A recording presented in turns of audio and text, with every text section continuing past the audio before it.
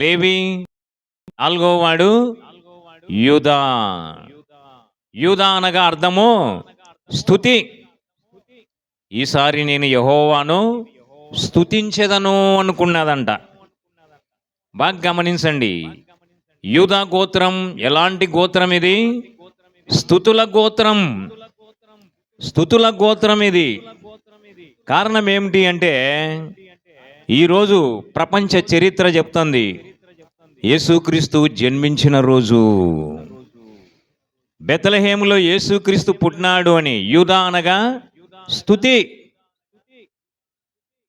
మనం పొద్దుగోకులు యేసు ప్రభు చిన్న పిల్లవాడు పుట్టినోడు అట అనకూడదు. ఇప్పుడు ఆనాడు బెత్లెహేములో పుట్టినాళ్ళే. ఇప్పుడు ఎక్కడ పుడతాడు? నెంబర్ 1 స్తుతిలో పుడతాడు యేసు ప్రభు.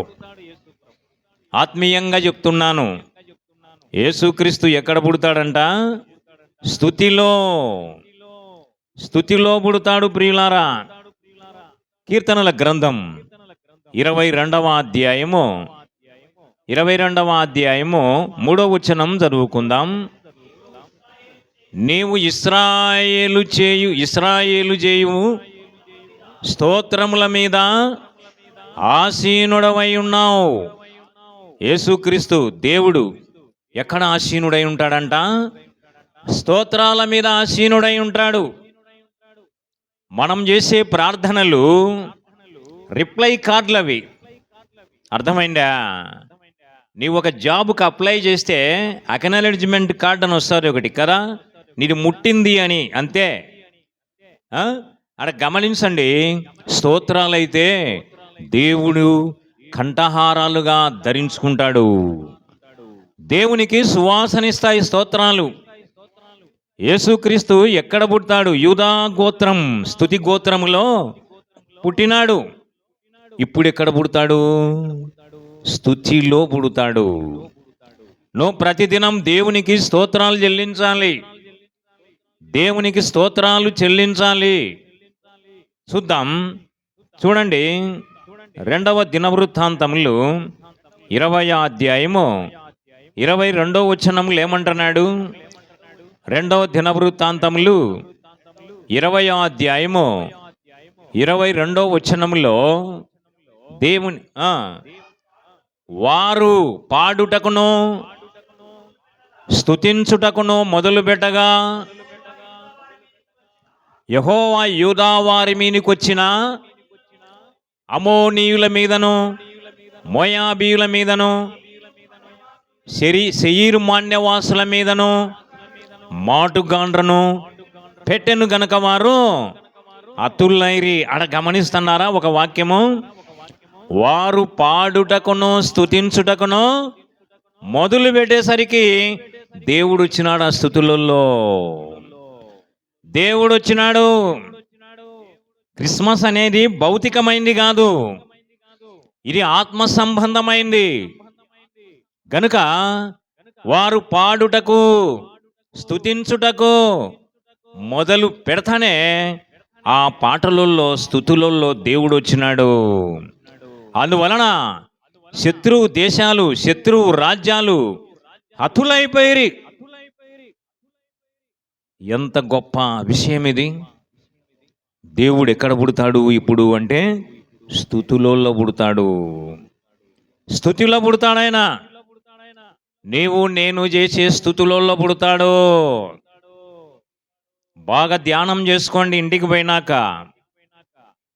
38వ కీర్తనలో వ్రాయబడింది, క్షమించండి 38వ అధ్యాయం యోబు గ్రంథంలో వ్రాయబడింది. ఉదయ నక్షత్రములు ఏకముగా కూడి పాడినప్పుడు, దేవదూతలందరూ జయధ్వనులు చేసినప్పుడు, అంటే స్తుతులు చెల్లించినప్పుడు, భూమికి మూలరాతి వేసిన వాడెవడు? అంటే దేవదూతలందరూ పాటలు పాడుతూ స్తుతిస్తూ ఉంటే, వాళ్ళు పాటలు స్తుతులు మొదలు పెట్టినాకనే భూమికి పునాది వేసినాడు. పాటలలో స్తుతులలో ఎంత పవర్ ఉందో చూడండి. దేవునికి స్తోత్రాలు. నువ్వు చేసే స్తుతిలో పుడతాడు దేవుడు. నీ శత్రువులను హతం చేస్తాడు దేవుడు. స్తుతిలో పుట్టేవాడినా అంటే ప్రత్యక్షమయ్యేవాడు. చూద్దాం. కీర్తనల గ్రంథం 8వ అధ్యాయం 2వ వచనం చూడండి. 8వ అధ్యాయం 2వ వచనంలో ఏమంటున్నాడు? శత్రువులను పగ తీర్చుకొని వారిని మాన్పివేయుటకై విరోధులను బట్టి బాలుర యొక్కయు సంటి పిల్లల యొక్కయు స్తుతుల మూలముగాను ఒక దుర్గం స్థాపించి ఉన్నావు. గమనించండి, ఆడ చూడండి. శత్రువులను నిర్మూలం కావాలంటే, విరోధులు నిర్మూలం కావాలంటే స్తుతుల మూలముగా ఒక దుర్గం. నీ దుర్గం ఎవరంటే యేసు ప్రభు. ఆయనకు నీవు స్తోత్రాలు చెల్లించాలి. శత్రువు ఓటమి, విరోధుల ఓటమి, నీ ఆశీర్వాదం ఎక్కడ దాగి ఉందంటే స్తుతులలో. దేవుడు స్తుతిలో జన్మిస్తాడు. అందుకే యేసుక్రీస్తు పుట్టిన వెంటనే కన్య అయిన మరియా దేవుణ్ణి స్తుతించింది.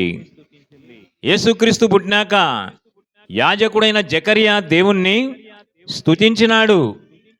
లూకా సువార్త 2వ అధ్యాయము 14వ వచనములో పరలోక సైన్య సమూహం ఆ దూతతో కూడా దేవుణ్ణి స్తుతించుచుండెను అని వ్రాయబడింది. దేవదూతలు స్తుతిస్తున్నారు, దేవదూతలు స్తుతిస్తున్నారు కదా. గొర్రెల కాపరులు స్తుతిస్తున్నారు. మరి ప్రవక్తి అన్నా స్తుతించింది. సుమేయోన్ దేవుణ్ణి స్తుతించినాడు. దేవదూతలు పరలోకములో భూలోకములో స్తుతిస్తున్నారు. దీన్ని బట్టి చూస్తే బాగా గమనించండి. దీన్ని బట్టి చూస్తే దేవదూతలు క్రిస్టమస్ చేస్తున్నారు. దేవదూతలు పరలోకములో క్రిస్టమస్ కదా. భూలోకములో జ్ఞానులు క్రిస్టమస్ చేస్తున్నారు. బంగారమును, బోలమును, సాంబ్రాణిని సమర్పిస్తున్నారు కదా. అలాగే విజ్ఞాన రంగములో జ్ఞానులు, పామరులు, పండితులు దేవుణ్ణి స్తుతిస్తున్నారు. పామరులు అంటే చదువురాని వాళ్ళు. యేసేపు మరియలు దేవుణ్ణి స్తుతిస్తున్నారు ఆ శిశువుని చూసి. పరలోకములో తండ్రి అయిన దేవుడు, ఈయనే నా ప్రియ కుమారుడు, ఈయన యందు నేను ఆనందించుచున్నాను. యేసుక్రీస్తు దేవుడు, మానవుడు. ఆయన దైవత్వం మానవత్వాన్ని ధరించుకునేది. యేసుక్రీస్తు వ్యక్తిత్వంలో దైవత్వం, మానవత్వం రెండు కలిసిపోయినాయి. నిజమైన మానవత్వం, నిజమైన దైవత్వం క్రీస్తునందే ఏకంగా ఉన్నాయి. ఆ మానవత్వాన్ని కలిగే మనం జీవించాలా. ప్రియమైన వారులారా గమనించండి. రాజకీయములలో హేరోదు దేవుణ్ణి నేను కూడా పూజిస్తా అంటున్నాడు. విదేశములలో ఐగుప్తు, యేసేపు మరియలు శిష్యుని ఎత్తుకొని ఐగుప్తుకు పోయినారు. ఈరోజు దేశాలన్నీ దేవుణ్ణి స్తుతిస్తున్నాయి. అరబ్ రాజ్యాలు, ముస్లిం రాజ్యాలు, కమ్యూనిస్టు రాజ్యాలు, ఈరోజు ఐరోపా ఖండమంతా, ఈరోజు ఉత్తర అమెరికా, దక్షిణ అమెరికా, జపాన్, దేవుడు లేడని చెప్పే రష్యా, చైనాలో దేవుణ్ణి స్తుతిస్తున్నారు. చరిత్రాత్మకమైన క్రిస్టమస్. ఈరోజు భారతదేశంలో ఎన్ని వర్గాలు, ఆయా జాతులు, ఆయా భాషలు మాట్లాడేవారు, ఆయా వంశావళులు దేవుణ్ణి జ్ఞాపకం చేసుకుంటున్నారు. వారు యేసుక్రీస్తును దేవునిగా స్తుతిస్తున్నారు. రాజకీయ నాయకులు అనేక మంది బాలీవుడ్, టాలీవుడ్, కోలీవుడ్, హాలీవుడ్ కదా, ఈ స్టార్లందరూ దేవుణ్ణి స్తుతిస్తూ ఉన్నారు. నిన్న సెలులో చూసినాను నేను. విదేశాలకు పోయినారు చాలా మంది. దేవుడు నరుడు కావడం అద్భుతం. కనుక యేసుక్రీస్తు ఎక్కడ పుడతాడంటే ఇప్పుడు స్తుతిలో పుడతాడు. ప్రియమైన కుమార్తె, కుమారుడా, సహోదరుడా, సహోదరి, ప్రభు స్తుతిలో పుడతాడు. ఇంకెక్కడ పుడతాడు చూద్దాం. వాక్యములోనే పరిశీలన చేద్దాం. బెత్లెహేమా కదా, బెత్లెహేమా నీలో నుండి వస్తాడు ఇశ్రాయేలును ఏలువాడు, ప్రపంచాన్ని ఏలే రాజు వస్తాడు. బెత్లెహేము అంటే ఆత్మీయ అర్థము రొట్టెల ఇల్లు. రొట్టె అనగా ఆత్మీయముగా దేవుని వాక్యము. అంటే అర్థమైంది, దేవుడు ఎక్కడ పుడతాడు ఇప్పుడు? యేసుక్రీస్తు వాక్యములో పుడతాడు. ఎక్కడ పుడతాడంట? వాక్యములో పుడతాడు. యోహాను సువార్త 1వ అధ్యాయం 1వ వచనం, ఆది యందు వాక్యం ఉండెను, వాక్యం దేవుని యొద్ద ఉండెను, వాక్యం దేవుడై ఉండెను. 14వ వచనం, ఆ వాక్యము శరీరధారి అయి కృపా సత్య సంపూర్ణుడుగా మన మధ్య. ఆహా, ఆ వాక్యం ఎవరంట? దేవుడై ఉండెను. ఆ వాక్యమై ఉన్న దేవుడు శరీరం ధరించుకొనెను. శరీరధారి. ఒక వేదాంతి చెప్తున్నాడు దీని అర్థం, పరలోకములో దేవుడుగా సింహాసనమైన కూర్చొని ఉండడం, భూలోకములో నరుడై సంచరించడం. పరలోకములో దేవుడుగా ఉన్నాడు, సర్వాంతర్యామిగా దేవుడిగా ఉన్నాడు, యెహోవాగా ఉన్నాడు. యేసుక్రీస్తుగా మానవుడుగా ఈ లోకములో సంచరించడము. ఆ వాక్యము శరీరధారి అయి కృపాసత్య సంపూర్ణుడుగా కదా మన మధ్య నివసించెను. యోహాను సువార్త 6వ అధ్యాయము 34, 35 వచనాలు చదవండి. యోహాను, కావున వారు ఈ ఆహారం ఎల్లప్పుడూ మాకు అనుగ్రహించుమనిరి. అందుకు యేసు వారితో ఇట్లనెను, జీవాహారం నేనే, నా యొద్దకు వచ్చువాడు ఏమాత్రం ఆకలి కొనడు. చూసినారా? జీవాహారం అంట. ఇది మనిషిని బ్రతికించే ఆహారం.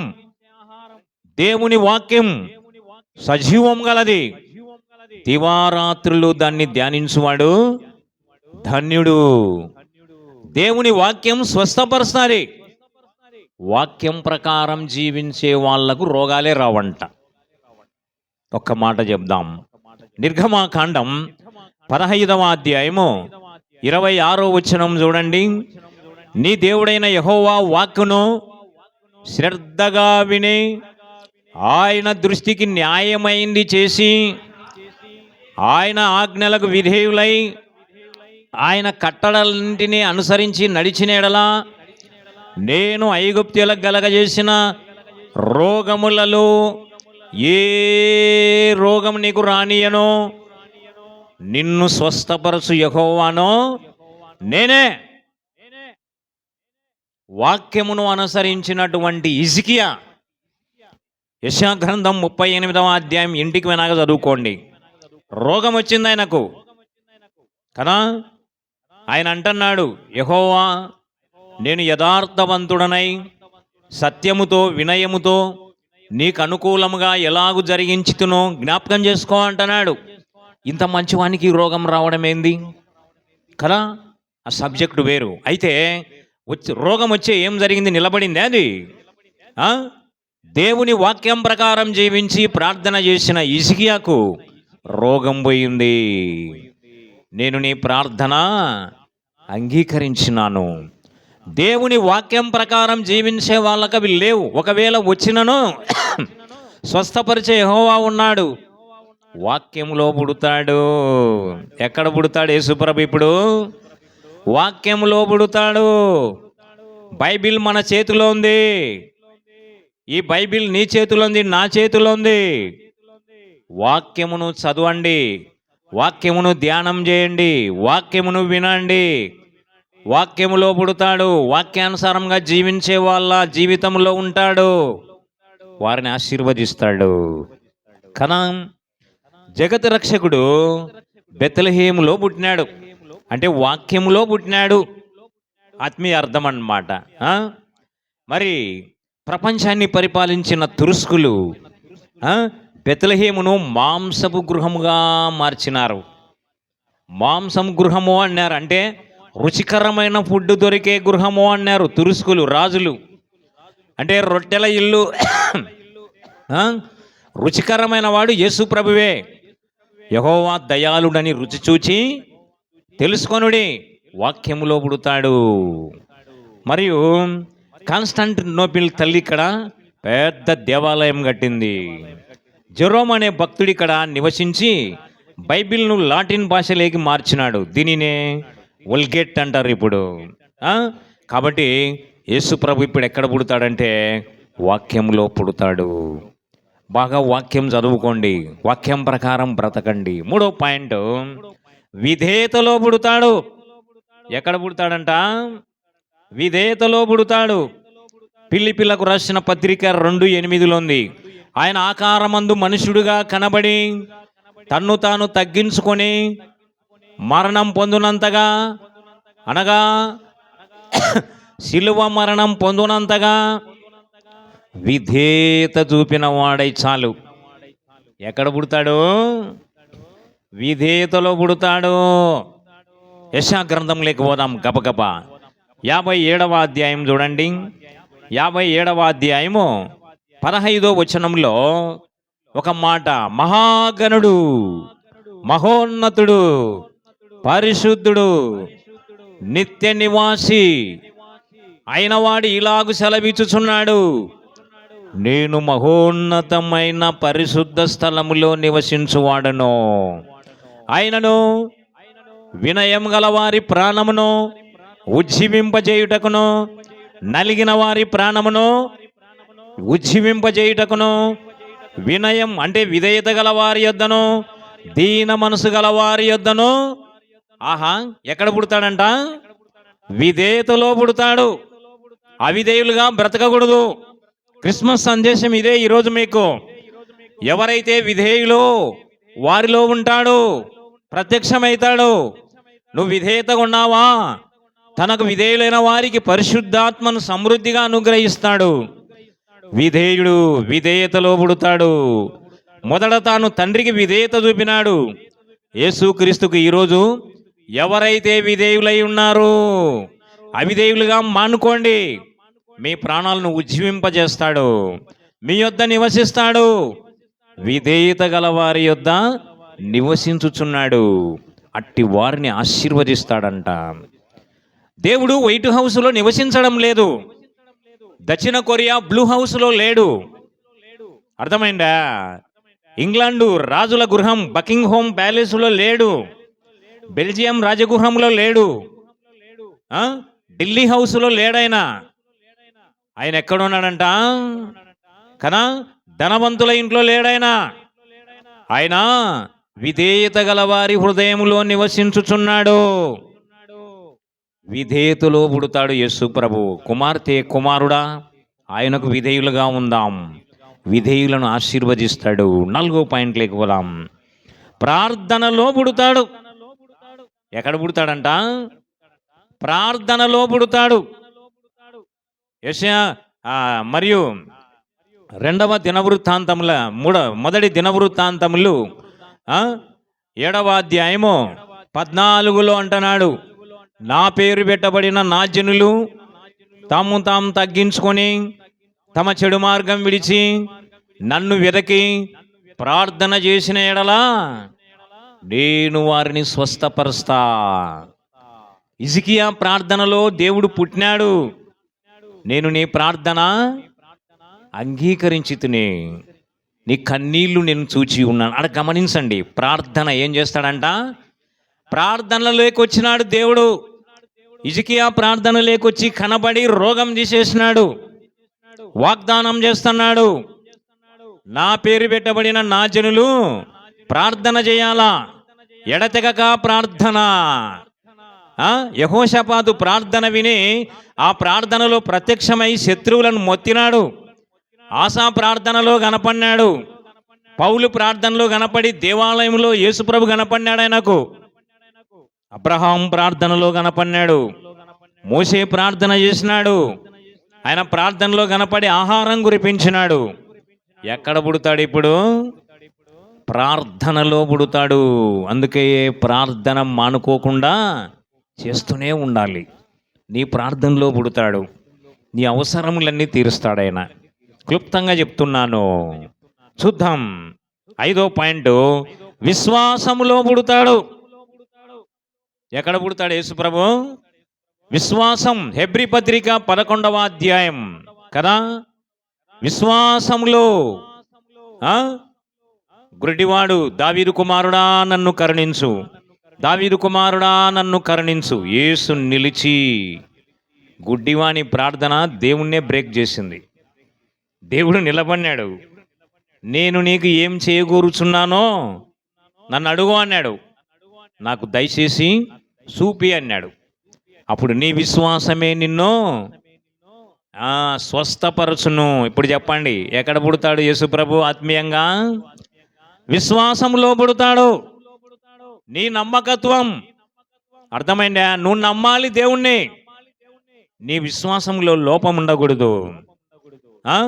మీరు అడుగుచున్న వాటి నెలను పొంది ఉన్నామని నమ్మినెడల, అంటే విశ్వసించిన ఎడల మీరు అడుగు వాటి నెలను పొందినట్లే అన్నాడు. విశ్వాసంలో పుడతాడు. నువ్వు చేసే ప్రార్థన గొప్పది.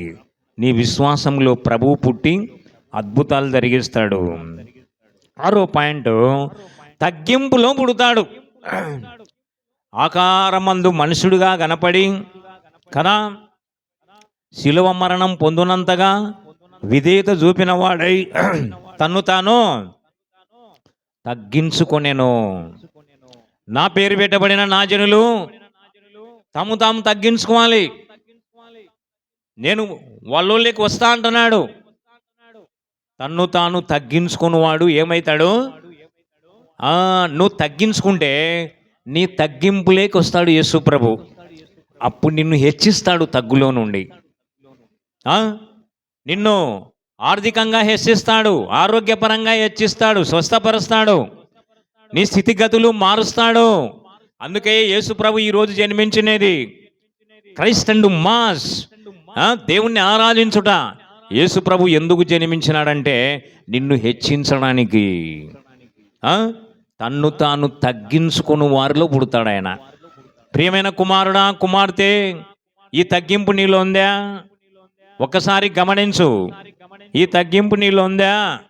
తగ్గింపు అనేది చాలా ఇంపార్టెంట్. మనిషికి తగ్గాలి, గర్వం తగ్గించుకోవాలి, అహంకారం తీసేసుకోవాలి. తన్ను తాను తగ్గించుకున్నవాడు హెచ్చింపబడును. మీ ఉద్యోగాలలో హెచ్చింపు, మీ ధనములో హెచ్చింపు, మీ స్థితిగతులు మారడానికి తగ్గింపే.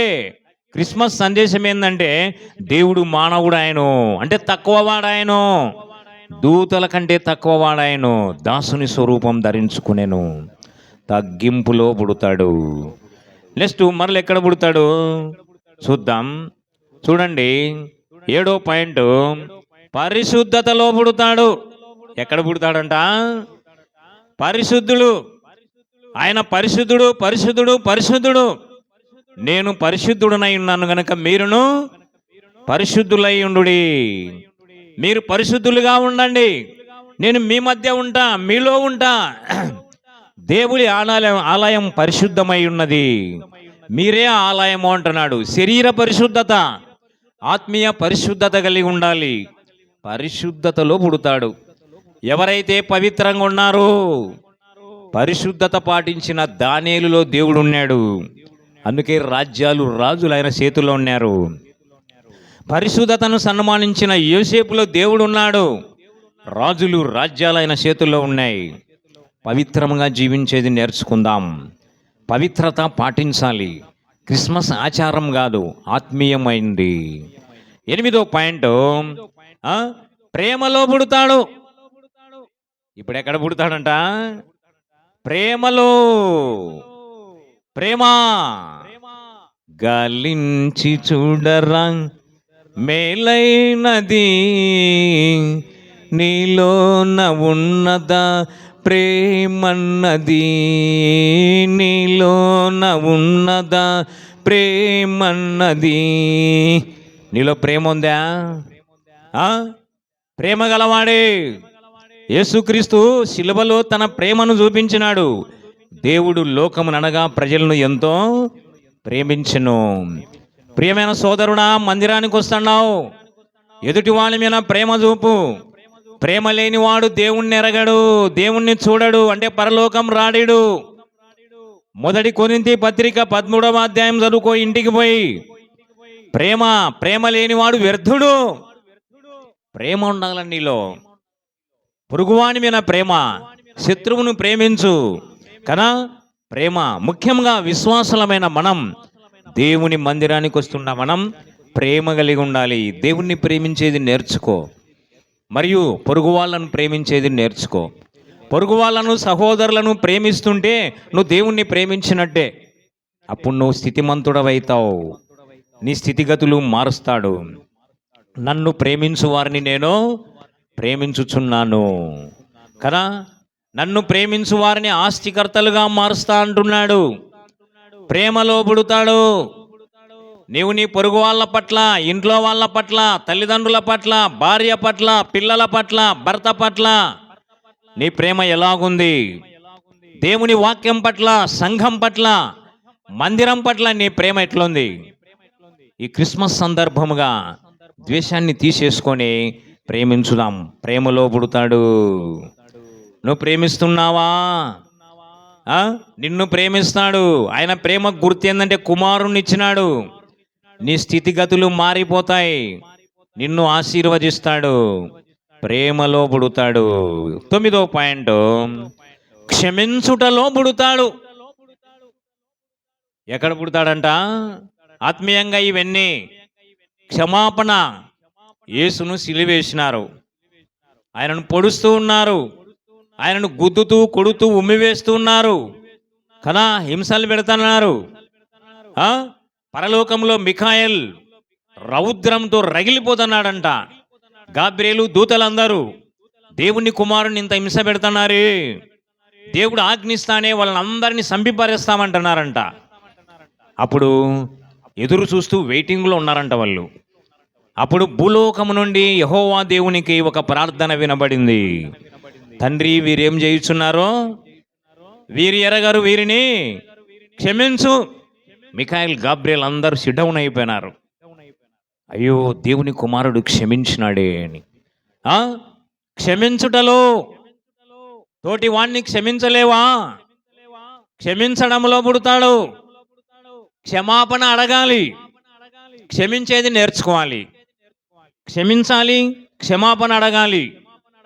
రోగాలు పోతాయి, బంధాలు బలపడతాయి, స్నేహాలు బలపడతాయి, జీవితం బాగుంటుంది. క్షమాపణ అడుగు ఈ క్రిస్మస్ రోజే, క్షమించు ఈ క్రిస్మస్ రోజే కదా. క్షమించడంలో పుడతాడు. ఆఖరి పాయింట్, రాకడలో పుడతాడు. ఎప్పుడు పుడతాడంట? రాకడలో. ఆర్భాటంతోనో, ప్రధాన దూత శబ్దంతోనో, దేవుని బోరతోనో ప్రభు పరలోకము నుండి దిగివచ్చును. మనమందరం మృతులైన వారు లేపబడతారు. సజీవులమైన మనము అందరము ప్రభువును ఆకాశ మండలములో ఎదుర్కొంటాం. ప్రభువు మనం కలిసి పరలోకానికి, తండ్రి యొద్దకు వెళ్ళిపోతాం. పుట్టుట అంటే ప్రత్యక్షమగుట అని అర్థం. ఆత్మీయంగా చెప్తున్నాను కనుక ప్రభువు శారీరకంగా పుట్టడు. ఆత్మీయంగా అయితే నేను చెప్పిన ఈ పాయింట్లన్నింటినీ ధ్యానం చేయండి. ప్రభు ఈ క్రిస్మస్ సందర్భంగా మిమ్మల్ని అందరినీ ఆశీర్వదించి దీవించున్నట్లుగా ప్రార్థన చేసుకుందాం. పరలోకములో ఉన్న పరిశుద్ధుడవైన తండ్రి, నీ పరిశుద్ధ నామమునకు స్తోత్రములు. ఈ ఉదయమున 3 వర్తమానాలు అనుగ్రహించినావు. మొదటి వర్తమానం, రెండవ వర్తమానం, మూడవ వర్తమానమును దీవించుము. ప్రజలందరినీ క్రిస్మస్ సందర్భముగా ఆశీర్వదించి దీవించుము. ఈ దినమందు బ్రేక్ఫాస్ట్ పెడుతున్న నైనా యెహోషువాను, జెర్మియాను, హిజ్కియాను, నైనా తండ్రి మార్కును, దేవా నైనా ఇంకా తండ్రి అజయ్ని, వీళ్ళందరినీ ఆశీర్వదించుము.